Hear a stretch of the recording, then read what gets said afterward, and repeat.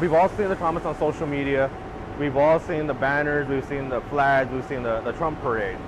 So we wanted to take a closer look at that and see what exactly does that reflect in the Rio Grande Valley. Is there a chance that the valley could be turning red someday? This week, reporter Frank Jimenez considered that question in his story. Hi, I'm Valerie Gonzalez, and I work at the Monitor. This is In Case You Missed It. First, he examined voting data. And one of the things that we use to keep track of the votes is the straight ticket, because you can see who votes Republican, who votes Democrat. And that's a pretty good indicator of where political affiliations lie.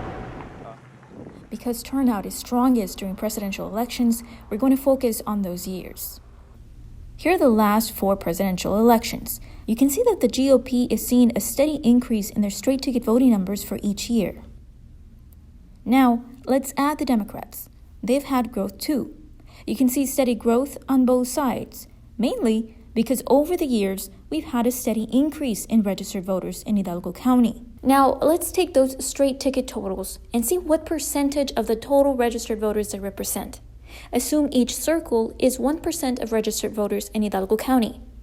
You can see clearly that each presidential election, the Republicans are claiming a larger percentage of the registered voters. Democrats still outnumber Republicans by a lot, and that may explain why the county's GOP chair, Adrian Peña Garza, said flipping the county as a whole is unlikely right now. If you look at my social media, or if you listen to anything, any of my speeches, or I never say, let's flip Hidalgo County red. I never say that, because realistically that's impossible. I believe that there are some areas that are votable. Predictably, the Democratic Party feels the same way. The vote for Joe Biden in the Rio Grande Valley will be over 70%, probably closer to 80%. Straight ticket voting can be a barometer for measuring support of a given party in the valley, but it's not the whole story. Here's why.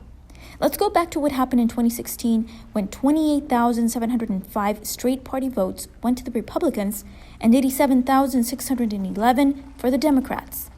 That same year, 118,809 voted for Hillary Clinton, and Donald Trump got 48,642 votes, which marks a 70% increase of the GOP straight ticket total. Voters are complex and can make decisions on a race-by-race basis.